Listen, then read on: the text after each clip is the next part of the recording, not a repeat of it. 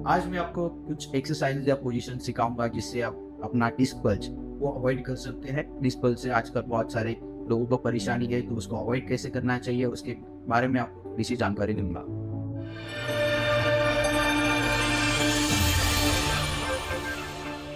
नमस्ते, मेरा नाम डॉक्टर अमल सलवी है। मैं लोकमान्य हॉस्पिटल में हेड फिजियोथेरेपिस्ट कार्यरत हूँ।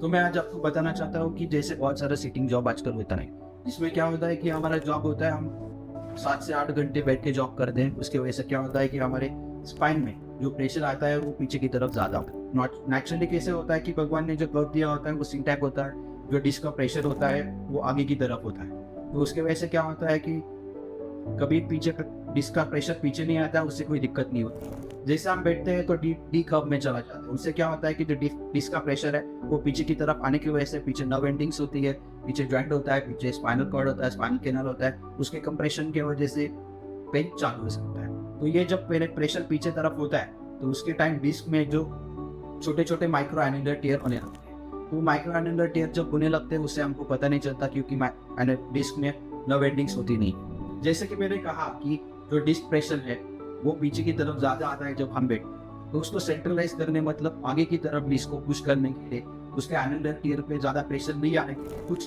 पोजीशन से मैं वो आपको आज सिखाऊं। जो पहला जो पोजीशन है मैं आपको सिखाना चाहता हूँ उसको मैकेंजी एक्सरसाइज भी कहा जाता है फिजियोथेरेपी में। उसमें क्या करना है, आपको पेट के बल सोना है, बॉडी दोनों साइड पे सपोर्ट करके आगे ऊपर की तरफ देखना है। ये आप घर पे 10 रेपिटेशन भी कर दोगे तो इसमें क्या होता है कि जो पीछे तरफ डिस्क का प्रेशर आया होता है उसे हम फिर से आगे की तरफ बदलते हैं। जब भी हम काम करके आए ये थिंग सेक्स कर लीजिएगा 10 सेकेंड्स, 10 रेपिटेशंस। दूसरा जो पोजीशन में आज आपको बताना चाहता हूँ उसमें क्या होता है कि हमको तकिया जो है अपने शोल्डर्स के नीचे रखना है, जिससे क्या होता है कि जो डिस्क प्रेशर है वो आगे एंटीरियरली पुश होता है, जिससे आपका बैक के ऊपर का प्रेशर है वो कम हो जाता है। तो इसमें क्या करना है, जब हम ऐसे सोए होते हैं पेट के बल, तो आपको गहरी सांस लेनी है। गहरी सांस जब हम लेते हैं एक्सटेंशन में तो थोड़ा सा स्पाइन का जो है ओपनिंग हो जाता है, उसके ऊपर का डिस्क प्रेशर कम। थर्ड जो एक्सरसाइज है मैं जो आपको सिखाना चाहता हूँ वो कैट एंड कैमल है। वो बहुत जगह यूज होती है। इससे क्या होता है कि स्पाइन की मोबिलिटी बढ़ जाती है। ये करने के लिए आपको ये पोजीशन में आने की जरूरत होती है। दोनों में और हाथ के बल आपको ऐसे बैठना पड़ता है। इसमें क्या करना पड़ता है कि जो कैमल पोजीशन है उसमें आपको अपना पेट ऊपर की तरफ पुश करना है, जिससे कर्व बन जाए स्पाइन में। और जो सेकंड है इसी में ही नेक्स्ट मूव होता है तो कंप्लीटली एक्सटेंशन में जाना चाहिए, जिसको पेट को आपके नीचे की तरफ पुश करना। इससे आपकी स्पाइन मोबिलिटी बढ़ेगी और उसके वजह से डिस्क प्रेशर भी कम होगा। ये जो एक्सरसाइजेज है मैंने आपको सिखाया ये आपको मदद करेगी अवॉइड करने के लिए डिस्क बल्ज। तो और भी बहुत सारे एक्सरसाइजेज जो हमारे एक्सपर्ट्स आपको सिखा सकते हैं, उसके लिए आप आइए हमारे लोकमान्य हॉस्पिटल्स में विजिट कीजिए।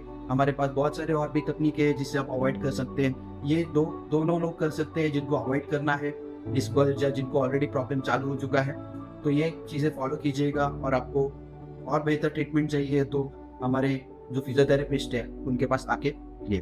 अगर आपको कुछ डाउट्स हो गया और अधिक जानकारी चाहिए उसके लिए आप कमेंट बॉक्स में कमेंट कर दीजिएगा, हमारी टीम आपको रीच आउट कर ले। Thank you.